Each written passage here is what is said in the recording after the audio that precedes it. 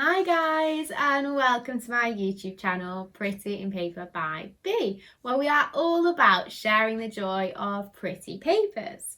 Now, as you can see, we're not in the craft cabin today, and that's because it's still undergoing a renovation, which I'm super excited to show you, by the way, but you're going to have to wait for that. So for now, we are in my living room, but it's fine because I still have a fun and fabulous Christmas card making tutorial for you. So I'm going to walk you through step by step how to make an iris folding snow globe just like this one. So everything you need to make this card is in the box down below. So gather your supplies, get comfy, and let's get crafting. So I've got all my craft supplies ready for today's Christmas craft session, and I've downloaded and printed off my Snowglobe pattern PDF. So to start with, I want you to grab the card template, and we're not going to be making the greetings card exactly like this today. So we're going to cut out the snow globe shape just in a rectangle with a little bit of a border around the outside. So once you've cut your snow globe down a little bit, I want you to position this template in the centre of your piece of card. So this is 13 by 13 centimetres square. And I'm going to position it centrally, somewhere about there. And then I'm going to grab a pencil and press gently into the card, following the outline of the snow globe. So it'll leave a faint mark that we can follow when cutting out the snow globe silhouette. Once you've finished tracing your snow globe silhouette, you should have a faint indentation mark in your card, and you can use this to cut out your snow globe aperture. So place your piece of card over the top of your cutting mat and use a craft knife to follow that indentation line to cut out the snow globe shape. Make sure to take care and keep your hand behind the knife. So once you've finished cutting out your snow globe silhouette, it's time to think about the iris folding. So move the cutting mat and craft knife to one side because you're not going to need these anymore, and then grab your snow globe iris folding pattern from the PDF download. Once you've got this, you're going to need a couple of pieces of blue tack to stick this to your table. And this just stops it moving throughout the iris folding process to make sure our paper strips all end up in the right place. So I'm just going to put a couple of pieces on the back of the pattern, stick to the table, and then I'm going to need a couple more pieces of blue tack for my aperture. I'm going to place these on what will be the front of my card because we're going to iris fold from the back. Place over the top of the pattern so you can see all the numbers and lines through the middle. Perfect. Okay, now it's time to think about our pretty papers. So grab the pattern guide from your PDF download, and as you can see, this shows that we need 6 different pretty papers. I've chosen 6 different pink papers for today's snow globe design. I'm going to make sure I use that dark pink one for the base because I personally feel like this aesthetic works best. Now I want you to cut strips of your pretty papers about 2 centimetres wide of each one.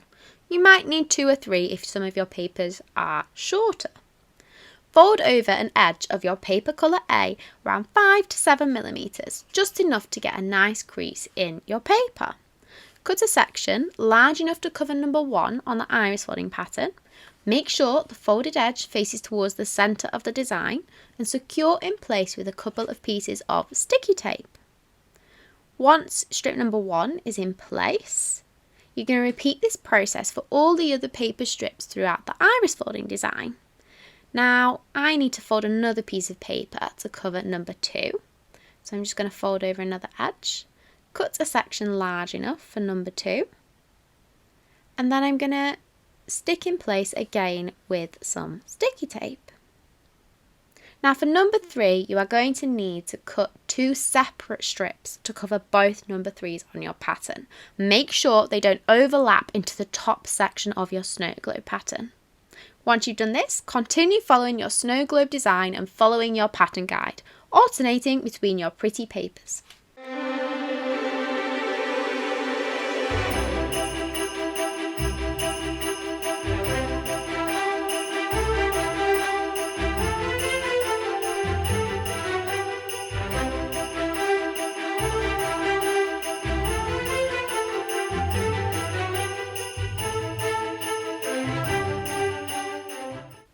once the final strip of your pretty papers is in place, you can think about what card you're going to use to cover the centre of your snow globe, also known as the iris. So I've left the iris quite big on this pattern because I thought we can add some extra details to the centre of our snow globe.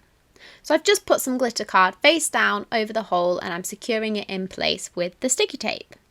Now you can turn over and reveal your iris folding snow globe. I'm loving these pink papers together. Okay, now it's time to cover the back of our messy iris folding. So you're going to need some foam sticky pads and place these around the edge of your snow globe. Start with the corners and then space out every 4 or 5 centimetres.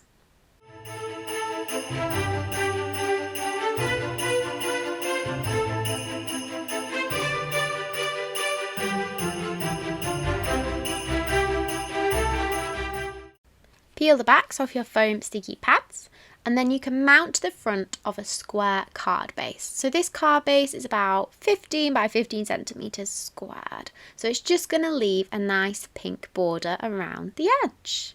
I thought these papers tie nicely with my card base colour. And I love the Pearlised effect on this card. Okay, so it's looking pretty good, right? Now let's add some final touches. So this snowflake punch is handy for making mini paper snowflakes. So I'm going to punch out a few in some of my different papers and card and add to the front of the card design.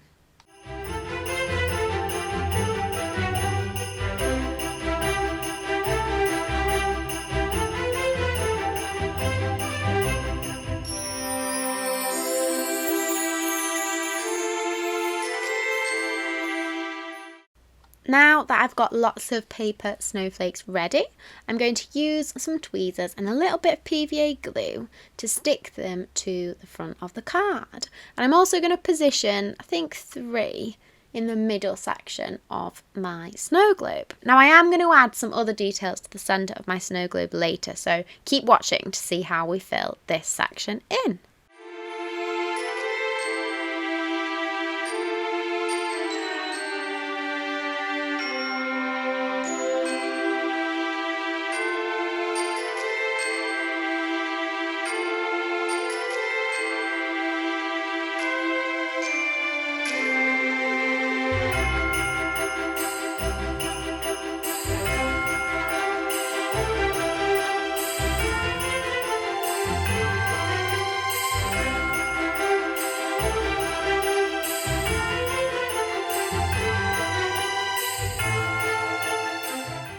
Now that I've finished adding all my paper snowflakes, I'm just going to add a little bit of snow with some white glitter card to the centre of my snow globe. So I've cut out a couple of these shapes, just slightly bigger than the base of the centre of the snow globe, so I can tuck the edges under the papers just like that.